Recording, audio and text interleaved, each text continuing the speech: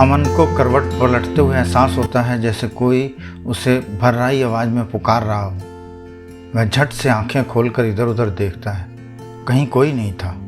खिड़की से आती रोशनी देख वह पलटकर बेड के साथ रखी टेबल से घड़ी उठाकर देखता है। समय देखते ही वह एक झटके से उठकर बैठ जाता है। सुबह के 10 बजने को थे। वह इतनी देर सो चुका था, लेकिन अभी भी उसका सिर भारी था। ऐसे लग रहा था जैसे उसके सिर को किसी चीज़ ने जकड़ रखा है। अचानक उसे रात की घटना याद आ जाती है।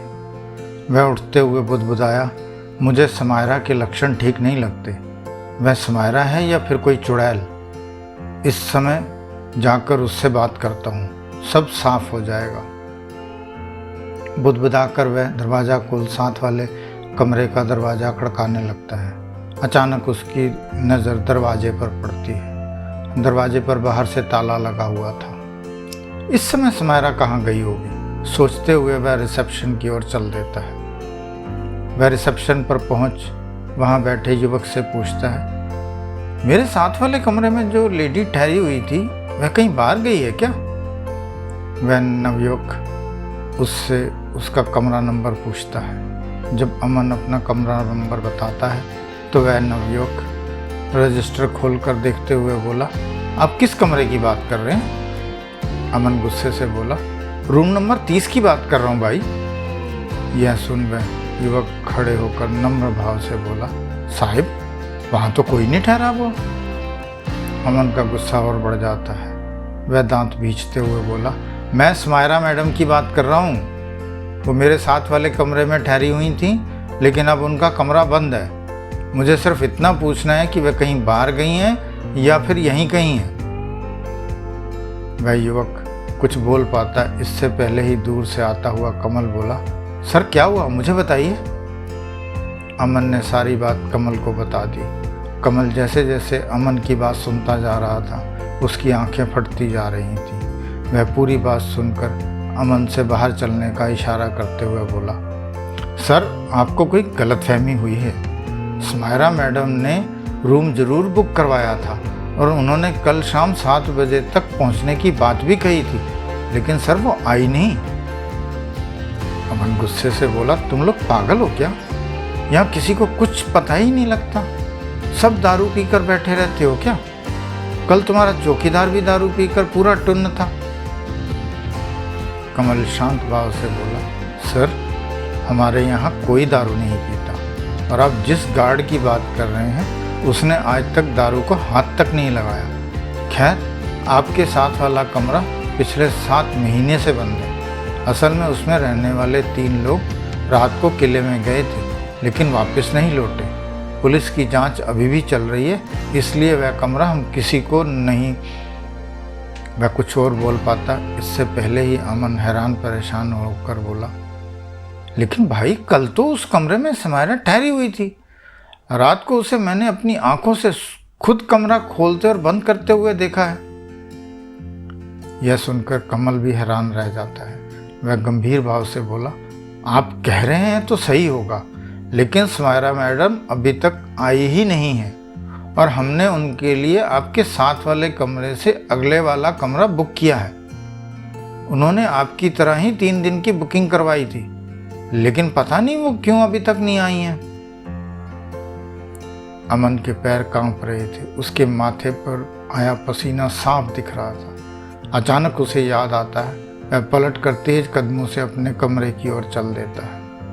वह कमरे में आकर मोबाइल में ईशान का मैसेज देखता है। वह समायरा की फ़ोटो देखकर हैरान हो जाता है। एक बार तो अमन के दिल की धड़कन रुकी जाती है। वह लंबी सांस लेते हुए बुदबुदाया, मैंने ये फ़ोटो पहले क्यों नहीं देखी? ये तो समायरा से बिल्कुल भी मेल नहीं खाती। मैं कुछ और बोल पाता इससे पहले ही उसे दरवाजे पर दस्तक सुनाई दी। वह पीछे मुड़कर देखता है तो सामने खड़ी लड़की को देख उसके हाथ से फ़ोन छूट जाता है। सामने दरवाजे पर समायरा बैग लटकाए खड़ी थी। समायरा के चेहरे से लग रहा था कि वह काफ़ी थकी हुई है। उसके बावजूद वह अमन की हालत देख मुस्कुरा कर बोली, क्या हुआ?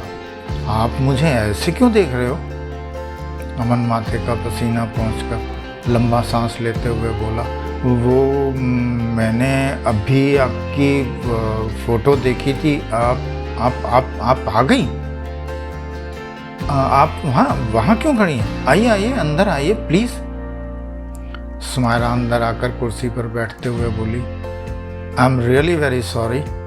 मुझे एक्चुअली कल आना था, लेकिन अब क्या करूं मैं, मतलब बस लेट हो गई। मैंने बुकिंग तो होली वाले दिन की ही कराई थी। मुझे ईशान ने बता दिया था आपने कौन से होटल में बुक कराई है, और प्लीज़ आप बुरा तो नहीं मानेंगे ना, मुझे कल सुबह 10 बजे के करीब हर हालत में निकलना है। मेरी मौसी जयपुर में रहती हैं, उनकी तबीयत काफ़ी ख़राब है, मुझे उन्हें भी देखने जाना है।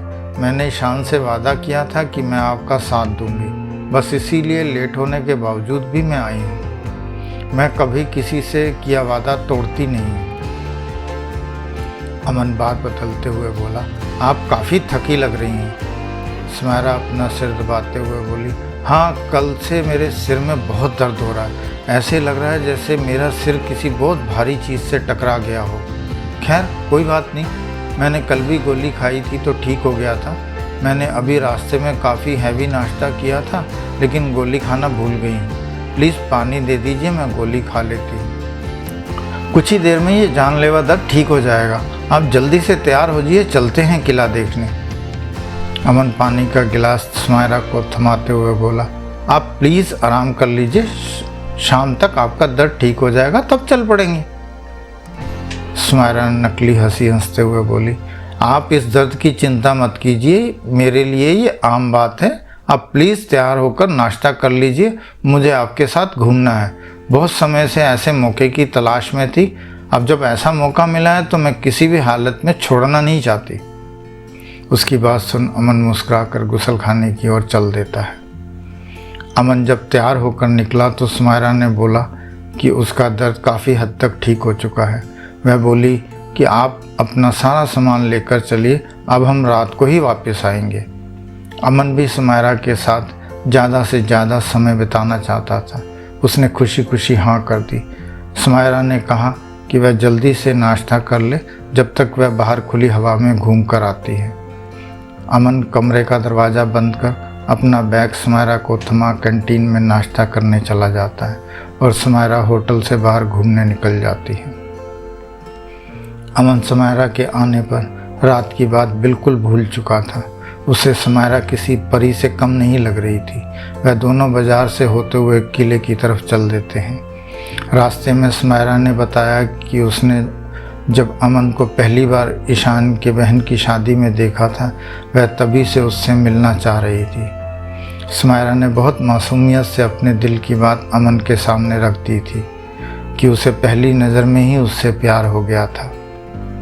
उसने जब सुना कि अमन के और उसके शौक व्यवहार भी एक है तो वह और भी खुश हो गई थी। सुमायरा ने बताया कि उसने कई बार उससे मिलने और अपने दिल की बात बताने की कोशिश की थी, लेकिन किस्मत ने उसका साथ ही नहीं दिया और वह मिल ही नहीं पाई। आज वह इस हाथ आए मौके को खोना नहीं चाहती थी। वह बोली कि उसकी खुशी का तब ठिकाना ही नहीं रहा जब ईशान ने बताया कि वह और उसका दोस्त तुम्हारे साथ नहीं जा रहे हैं। अमन उसकी बातें सुन अंदर ही अंदर फूला नहीं समा रहा था। कब शाम हुई कब रात हो गई दोनों को पता ही नहीं लगा। दोनों पूरा दिन घूमकर भी थकावट महसूस नहीं कर रहे थे। रात के 10 बजने को थे और वह अभी भी बातें करते हुए किले में घूम रहे थे। अचानक अमन की नज़र घड़ी पर पड़ती है। समय देख अमन बोला, मैडम जी 10 बज रहे हैं, चलिए यहाँ से निकलते हैं। सुमायरा अमन का हाथ पकड़ते हुए बोली, चलिए बाकी की बातें होटल में चल कर करते हैं। अमन ने महसूस किया कि सुमायरा के हाथ बर्फ़ की तरह ठंडे थे। वह उसका हाथ मलते हुए बोला, तुम्हारे हाथ तो बिल्कुल ठंडे हो चुके हैं। सुमायरा हाथ छुड़ाते हुए शर्मा कर बोली, साहब जी आपने ध्यान ही नहीं दिया कि मैंने ये पतला सा बिना बाँ का कुर्ता और पजामी पहनी हुई है। अमन मुस्कुराते हुए बोला, आपके चेहरे से नज़र हटे तो कहीं और देखूं। सॉरी मेरा ध्यान ही नहीं गया, चलिए जल्दी से होटल चलते हैं। कहकर वह दोनों तेज कदम भरते हुए किले की गेट की ओर चल देते हैं। होटल वापस आकर सुमायरा बोली, मैं आपके कमरे में ही सो जाती हूँ, मुझे आज पता नहीं क्यों डर लग रहा है, कहकर वह सुबह उठती है। अमन यह बात सुनकर खुश हो जाता है, लेकिन दूसरे ही पल सुमायरा को सुबकते हुए देख दुखी मन से बोला, क्या हुआ आपको? आप रो क्यों रही हैं? सिर में फिर से दर्द शुरू हो गया क्या? सुमायरा हाँ में सिर हिलाते हुए बोली, दर्द की भी बात है और ये भी बात है कि पता नहीं क्यों मुझे डर लग रहा है कि कहीं मैं आपको खो ना दूं। अमन भर्राई आवाज़ में बोला, प्लीज़ आप ऐसी बातें मत करिए, आप पहले दवाई खाइए। सुमायरा गंभीर भाव से बोली, ठीक है, लेकिन मैं सोना नहीं चाहती। अमन मुस्कुराते हुए बोला, आप क्यों परेशान हो रही हैं? अब हमें कोई जुदा नहीं कर सकता। आपको सुबह जयपुर भी तो जाना है ना, आइए कुछ देर बात करके सोते हैं। सुमायरा खुश हो हाँ में सिर हिलाते हुए बेड पर आकर बैठ जाती है।